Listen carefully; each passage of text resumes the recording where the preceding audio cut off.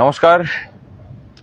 সংগ্রামী যৌথ মঞ্চের পক্ষ থেকে আজকের এই যে ফেসবুক লাইভ, আমাদের শহীদ মিনার অবস্থান মঞ্চ থেকে, সেখান থেকে স্বাগত জানাচ্ছি সকলকে। আজকে সুপ্রিম কোর্টে আমাদের ডিএ মামলার শুনানি ছিল এবং দীর্ঘদিন পরে যেসব তাবড় আইনজীবীদেরকে দেখতাম রাজ্যের মানুষের ট্যাক্সের টাকা খরচা করে যাদেরকে দাঁড় করানো হতো, সেই মুখগুলোর বদল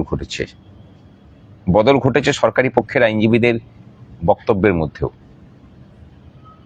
আজকে কেন্দ্রীয় সরকারের যিনি অ্যাটর্নি জেনারেল মাননীয় তুষার মেহতা, তিনি দাঁড়িয়েছিলেন পশ্চিমবঙ্গ রাজ্য সরকারের হয়ে এবং তিনি কর্মচারীদের সাথে রাজ্য সরকারের যে বৈঠক হবার কথা এই মামলাকে কেন্দ্র করে, এই মামলাতে পাওনাগণ্ডা কিভাবে মেটানো হবে সেই নিয়ে সেই বৈঠকের কথা উল্লেখ করেছেন।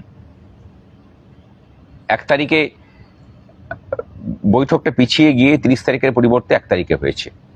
1 তারিখ বিকাল 5টার সময় 14 তলায় নবান্নের যে সভাঘর আছে কনফারেন্স রুম, সেই কনফারেন্স রুমে এই সভা হবে।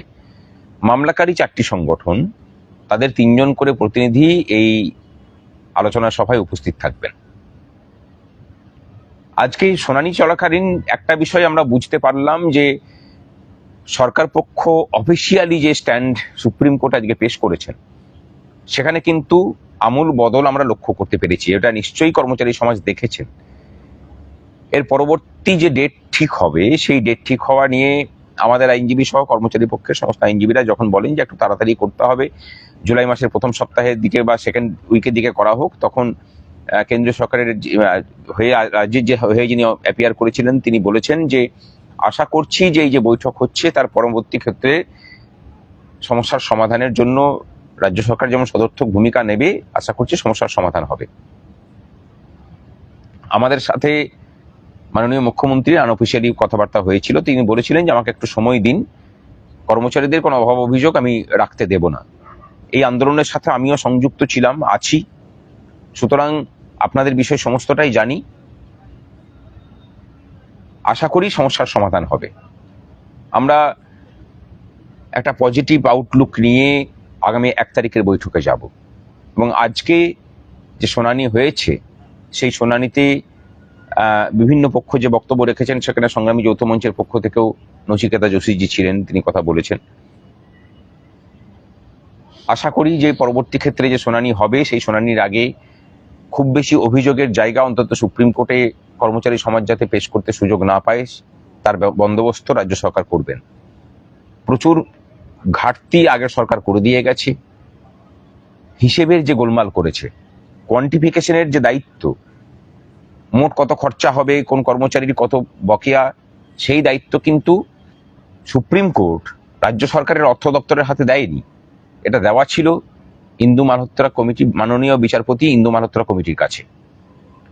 যখন রাজ্য সরকারের অর্থ দপ্তর, বিদায়ী রাজ্য সরকারের অর্থ দপ্তর সমস্ত দায় দায়িত্ব নিয়ে পড়ে এই কাজটা করে পড়ে একদম জগা খিচুড়ি পাকিয়ে ঘেঁটে করে দিয়েছিলেন, তখন আমরা ইন্দু মালহোত্রা কমিটির কাছে আমরা চিঠি লিখে বলেছিলাম যে এরকম হিসেবে গোলমাল হয়েছে, আপনারা বিষয়টা দেখুন এবং আপনাদের উপরেই যেহেতু এই হিসেবটা করার দায়িত্ব দেওয়া হয়েছিল, কোয়ান্টিফিকেশনের দায়িত্ব, সুতরাং আপনারা দায়িত্ব নিয়েই কোয়ান্টিফিকেশনের কাজটা করুন।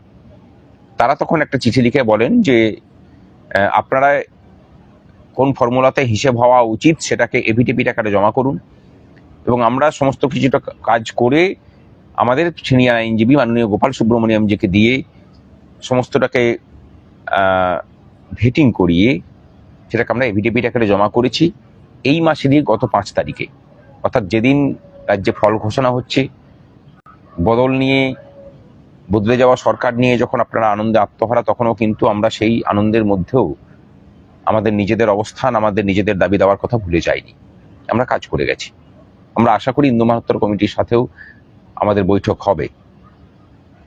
তার আগে চাই যে আগামী 1 তারিখের যে বৈঠক, সেই বৈঠক ফলপ্রসূ হোক, সরকার সদর্থক পদক্ষেপ গ্রহণ করুক, সকল স্তরের কর্মচারীদের যে বকেয়া, সেই বকেয়া মেটানোর জন্য পদক্ষেপ গ্রহণ করুক এবং এই বৈঠক শুধুমাত্র এই ডিএ মামলা কেন্দ্রিক না হয়ে আমাদের অন্যান্য যে দাবি দাওয়া, শূন্য পদে নিয়োগের যে রূপরেখা, সেগুলোকে নিয়ে অস্থায়ী কর্মচারীদের যে দুর্দশা, সেই কথাগুলোকেও যেন বলার অবকাশ আমরা পাই, সেই আবেদনই সরকারের কাছে আমরা রাখছি।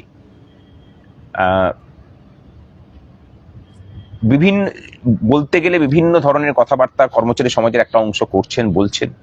আমরা জানি তারা কারা, তাদের অবস্থান কি ছিল। এদের অধিকাংশটাই সেই গোত্রে পড়েন যারা চাননি যে আগের সরকারটার বিদায় হোক। মতাদর্শগতভাবে কোন কোন জায়গায় তাদের অবস্থান করছেন সেটা নিয়ে আমরা বলছি না, কিন্তু আপনারা না চাইলেও মানুষ চেয়েছেন, কর্মচারীরাও, অধিকাংশ কর্মচারী চেয়েছেন, কর্মচারী সমাজ চেয়েছে, তাদের পরিবার, তাদের পরিজন, তারা সকলেই চেয়েছেন, এবং আমরা সক্রিয়ভাবে সেটা চেয়েছি। কোন রাজনৈতিক দল আসবে সেটা না চাইলেও আগের সরকারের বিদায় অন্তত চেয়েছে নিজেদের পেশাগত স্বার্থে, ভবিষ্যৎ প্রজন্মের শিক্ষার অধিকারের সুরক্ষিত করার স্বার্থে, তাদের সরকারি চাকরিতে তাদের যোগদানের অধিকারকে সুরক্ষিত করার স্বার্থে, অস্থায়ী কর্মচারীদের জীবন যন্ত্রণা দূরীকরণের স্বার্থে। আপনাদের যে ভূমিকা আগের সরকারের সময় ছিল সেফটি ভালভের, সেই ভূমিকাটাকে একটু বদলে নিয়েছেন, বদলে নিন। আমরা কিন্তু আমাদের জায়গাতে অবিচল আছি। সকল দাবি দাওয়া নিয়ে আমাদের যে আপসহীন লড়াই, সে লড়াই চলছে, চলবেও। আমরা প্রতিদিন লড়াইটাকে যাপন করি। আমার পাশে চন্দন আছে, চন্দন চ্যাটার্জি আমাদের অন্যতম নেতৃত্ব, সে কিছু কথা বলবে। নমস্কার। গোটা বিষয়টাই আমাদের মুখ্য কনভেনার ভাস্কর ঘোষ বলেছেন। আমি দু একটি কথা বলছি। এই মামলাতে যখন আমরা যুক্ত হই বা আমরা যখন লড়াইটা শুরু করি, তখন কিন্তু অনেকেই বলেছিল যে সংগ্রামী যৌথ মঞ্চ মামলার পার্টিই নয়, তারা মামলার নামে টাকা তুলছে, তারা কিছুই করবে না, তারা টাকাটাকে নয়ছয় করছে। আমাদের নামে অভিযোগ করা হয়েছিল, আমাদেরকে কাঠগড়ায় তোলা হয়েছিল। আমরা কিন্তু সেদিনও বিচলিত হইনি। আমাদের ভরসা ছিল সাধারণ কর্মচারীদের ওপর, যারা এই মঞ্চটাকে ভরসা করে। আজকে সংগ্রামী যৌথ মঞ্চের পালকে আরেকটি মুকুটে আরেকটি পালক সংযোজন হয়েছে। আপনারা দেখেছেন ইতিমধ্যেই নবান্ন থেকে যে চিঠি ভাস্কর ঘোষের নামে, সংগ্রামী যৌথ মঞ্চের কনভেনার ভাস্কর ঘোষের নামে চিঠি ইস্যু করা হয়েছে যে আপনারা 1 তারিখে বৈঠকটা চেঞ্জ হচ্ছে, 1 তারিখে বিকেল 5টার সময় নবান্নে আপনাদের 3 জন প্রতিনিধি নিয়ে উপস্থিত থাকবেন। অনেকে যখন মুখ্যমন্ত্রী প্রথম বলেছিলেন যে 4টি সংগঠনকে ডাকা হচ্ছে, তার মধ্যে সংগ্রামী যৌথ মঞ্চের নাম শুনে অনেকেই গেছিলেন, কিন্তু যে সংগ্রামী যৌথ মঞ্চ পার্টি নয়, এখনো পিছনে সংগ্রামী যৌথ মঞ্চের পিছনে লাগতে চেষ্টা করেছিলেন, যারা পার্টি নয় এদেরকে কেন ডাকা হচ্ছে। আজকে রেজিস্টার্ড ভাবে সিলমোহর দিয়েছে সরকার যে সংগ্রামী যৌথ মঞ্চ এই মামলার পার্টি।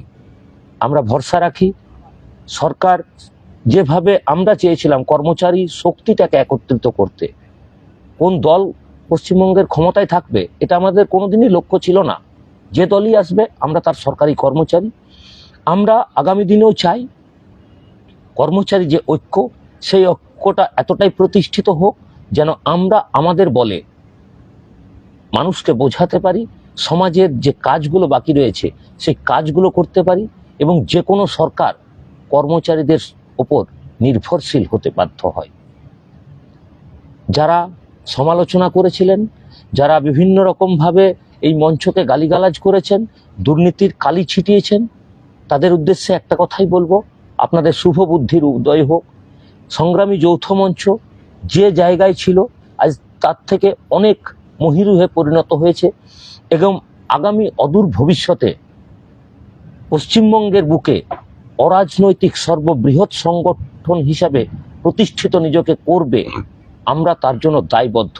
আমরা চাই সমস্ত সেক্টরের কর্মচারীরা একত্রিত হয়ে আসুন, এই মঞ্চকে আরো শক্তিশালী করি, কর্মচারীদের দাবি দেওয়াগুলোকে যাতে আমরা বলতে পারি। ডিএ মামলা নিয়ে মুখ্যমন্ত্রী বলেছেন, আমরা কিন্তু নিজেদের থেকেও আমরা বরাবর বলে এসেছি যে অস্থায়ী কর্মচারীদের স্থায়ীকরণ এবং যে শূন্য পদগুলো রয়েছে সেখানে নিয়োগটা করতে হবে। আমরা আশা রাখবো সরকারের কাছে, সরকার বার্তাও পেয়েছি, সরকারের টিভিতে দেখেওছি যে মাননীয় মুখ্যমন্ত্রী প্রত্যেকটি দপ্তর থেকে কত শূন্য পদ রয়েছেন সেগুলোর খোঁজ খবর নিয়েছেন। আমরা আশা রাখবো অস্থায়ী যারা আছে বিভিন্ন যন্ত্রণায় ভোগ করছে, তাদের বেতন কাঠামোটাকে সঠিক করুন এবং তাদের আগামী দিনে যাতে তারাও পশ্চিমবঙ্গের সরকারি কর্মচারী হয়ে এই সরকারটাকে এগিয়ে নিয়ে যেতে একদম ভেতর থেকে কাজটা করতে পারে এই ইচ্ছায় তাদের সেই বেতন কাঠামোটাকে সক্রিয় করুন এবং শূন্য পদগুলোকে নিয়োগ করুন।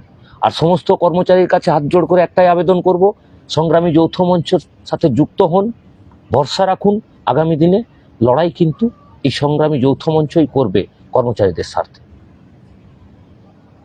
শুভরাত্রি। শুভরাত্রি।